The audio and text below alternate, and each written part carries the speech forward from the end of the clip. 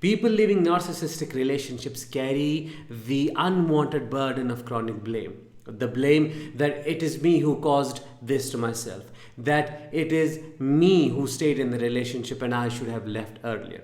And as a result, they are full of rage and anger, not only towards the narcissist, but also towards themselves for doing things that they probably never did.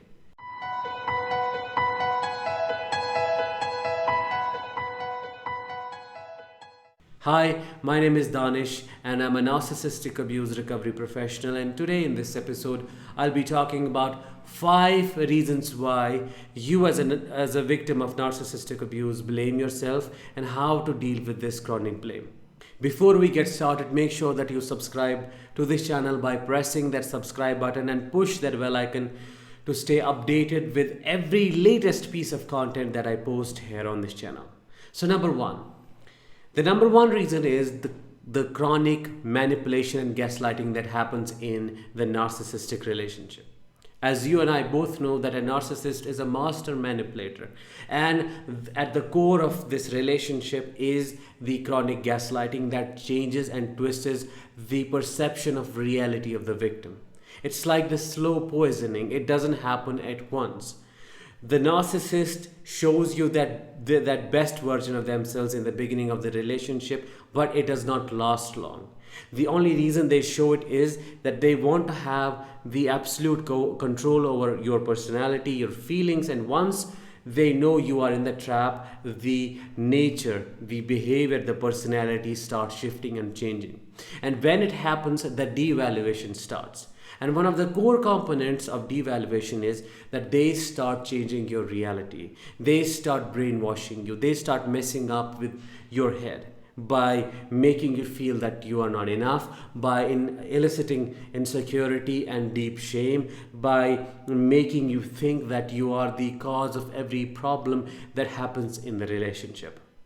And as a result of all of this, they change your perceptions and perspectives. Not only about who they are, it also includes changing the self-concept, the way you see yourself, the way you understand and hold the image of what you call as self, the way you understand and relate with the world. So, in a nutshell, your personality is broken down slowly, piece by piece, and it is molded, shifted, and changed into something that a narcissist wants to be in place.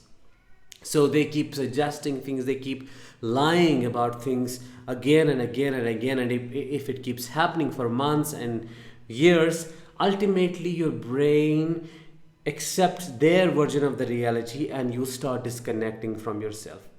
You start disconnecting from your power and ability and capability to decide and to make rational decisions. And one of the reasons that also happens is because you stay hyper vigilant most of the time in such a relationship. You lose access to the evolved parts of the brain, and that makes you go into maybe a fawn state, a freeze state, where you just comply, obey, and do whatever is needed just to stay there. And that is what leads to accepting that what they say is the truth, and once you leave it, once you have some clarity, you start blaming yourself that why did I do that? But you need to understand that the dynamics of such a relationship are far more complicated than how they look from the surface level. On the surface, it may look like that you played a part in all of that, but the chronic gaslighting and the manipulation happens below the level of your awareness, and it changes you as a person. Number 2 is toxic self-criticism.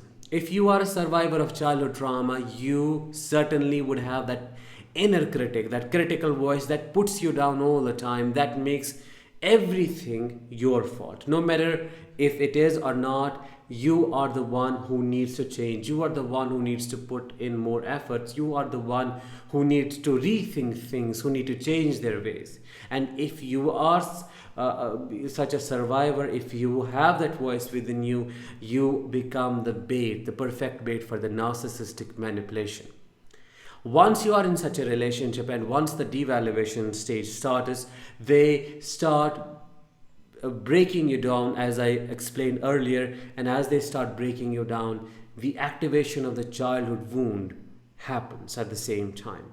So everything that they say, it you just accept it, probably without a filter, because there is a deep wound bigger than what they are telling you. You have your own narcissist within you, the part of you that makes you the problem ultimately, and makes those and this voice looks like a fact rendering machine, that everything that comes from it is accepted as a fact without a doubt. And if that is something that you can relate with, this also makes you a chronic self-blamer. You blame yourself not only for what they blame you for, but also what happens in the relationship, what you should or could have done, and how things should have been, and you should have seen things coming and whatnot. And that basically why that voice gets louder and bigger once you leave such a relationship, putting you down, making you the enemy when you are not. Before I move to the point number third, make sure that you comment below that if you blame yourself for what happened in the relationship, and by doing so you may validate the other survivors' experiences, and probably that may end the toxic loop, the toxic cycle of this chronic blame that they are stuck in. So the point number third is faulty self-abandoning belief system. When we grow up in a very toxic environment with abusive, narcissistic parents or primary caretakers, we internalize the experiences. We internalize everything that is done to us. In other words, we blame ourselves. We make certain assumptions based on what we are experiencing about ourselves and hold them to the ultimate truth about ourselves. And as a result, as we grow, we keep acting, functioning through those faulty belief systems, and that is what becomes our reality. Faulty beliefs such as, I am responsible for how others feel. If something wrong happens, it must be my fault. All humans are intrinsically good. If something happens, I must have done something wrong to trigger them. These are the examples of the faulty beliefs that one may carry in their subconscious after being a victim of childhood trauma. And these are the burdens that make you do things, that make you comply, obey, go on, and keep taking the things that you would not take otherwise. And having these beliefs is not your fault, because it happened when these beliefs entered your subconscious. You were not even aware of that happening. It is the environment that shaped you that way. At that moment when you were treated and abused so bad, you did not know what else to do, because you as a child couldn't blame the parent for abusing you, for neglecting you, for abandoning you, and you had to make some kind of sense to what was happening to you, why you were being treated the way you were being treated, and assuming these things like, I am the wrong one, I am the bad one, I am worthless, I am this, I am that, is a way of explaining these things to yourself and making sense of why things are happening the way they are happening.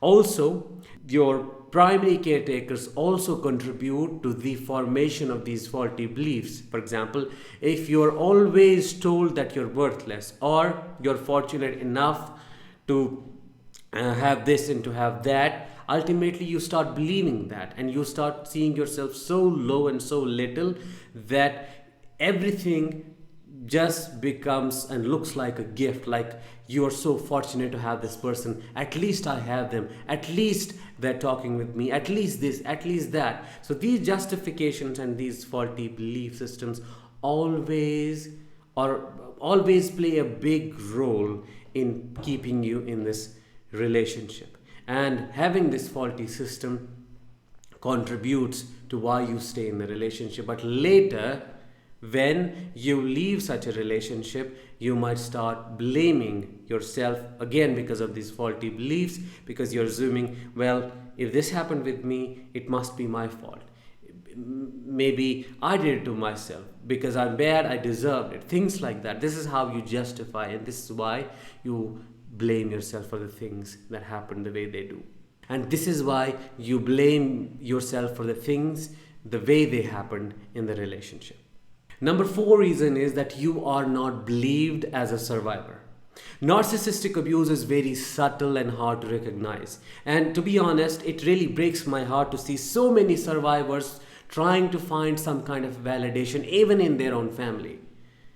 Almost everyone that I work with would say that nobody has understood it up until this point, or nobody really gets what I'm talking about. They just keep telling me you should be moving on, you should be getting over it, but they do not know or they do not feel what I'm feeling. So I have now started to keep my mouth shut. I do not speak about what I'm going through unless there is someone who really understands it. This kind of invalidation and, not recognizing this kind of trauma isolates the victims further. And on the top of that, because a narcissist is known for fabricating stories and presenting things in a way that the victim becomes the abuser in their story and they become the victim, it makes things harder than how they would have been if they didn't do this. So because of their calm and confident nature, the way they can put on that mask and present that story or cry or do the things that you and I know, it becomes really hard for the survivors to find the validation they seek. And as a result, when people start isolating them, when they are smear campaigned, when everything happens around them and no one is ready to listen or believe what they have been through, it kind of reinforces the gaslighting that has already happened previous in the relationship. If they think and they question, and maybe they are correct, maybe my reality is not the reality, maybe what they are saying is what happened, because if it was the opposite case, why would they believe him or her? Why wouldn't they understand me? So this is also a contributing factor to why a survivor might blame themselves for what happened in there. But you need to understand that no matter how many people they isolate you from or turn against you, or no matter how many people belittle you, victim blame you for what happened in there, your story matters. You have been through chronic abuse, a complex form of abuse and trauma, and you deserve all the validation, and you deserve all the listening, and you deserve all the care. Just because those people do not understand it doesn't mean that what you have been through doesn't matter. Number fifth and the last one is rationalizing, minimizing, and denying the abuse. You and I both know that a narcissist is like a chameleon, which means they can change hundreds of times in a day and, go into different shapes and different colors depending on the situation they are in. They wear multiple masks depending on the face they want you to see. And because of this inconsistency in the consistency of the nature of a narcissist, there happens a major psychological rift which you and I both call as cognitive dissonance. Cognitive dissonance is the inconsistency in the thoughts, perceptions, and the belief system about or of who the narcissist is, and it feels like two people exist within your perception. You have perception of two different people and both come from the same source, which is the narcissist. And as this mindfuck happens in such a relationship, you have to somehow justify what's going on within your head, because seeing the true nature of the narcissist is extremely painful, as it is absolutely completely and totally opposite of who they promised to be. You go into an absolute shock, and one of the coping mechanisms we use as humans is denying things, justifying things, or minimizing things. So then, to reduce this cognitive dissonance, we choose the less painful belief or less painful perception of the narcissist. You can go on and justify, rationalize, and think about things in a way like maybe it is their job, maybe I'm doing something, maybe I shouted the last time we were having an argument that caused them to react the way it did, maybe this, maybe that. There are so many explanations and justifications. And this also, in a very subtle way, acts as a factor and the beginning of how you start blaming yourself. You start internalizing the blame, you start justifying the abuse through yourself by sacrificing yourself just to avoid the pain of the reality, and that is where the self-blame starts and begins as well, and it keeps going on and on and on to the point where you stop seeing yourself the way you used to before this relationship. And the cognitive dissonance doesn't only happen about the narcissist, it also happens about your own personality. Before all of this happened, before the relationship, you were someone else, and you had a certain moral compass, certain values, and you knew that this isn't what I would ever settle for, and this is what I need from a relationship. But when things happened in the relationship, you ended up doing things, accepting things that you would have never done otherwise. And that also creates a massive rift and shift between who you have been and who you are. And who you are is something that you do not relate with or could not recognize. And then also that becomes a factor that contributes in this self-blame and why you think that it's me, because you accepted things that you would have never accepted otherwise, and then you start becoming angry, then you start having that rage towards yourself, and you start blaming yourself for not seeing things clearly when it wasn't your fault, because things were happening in a fashion, in a manner that you had almost no control over at that point. So it's very, very crucial and important to understand. Now let's move to the next part, which is how do you overcome this tendency to blame yourself, and how do you deal with it?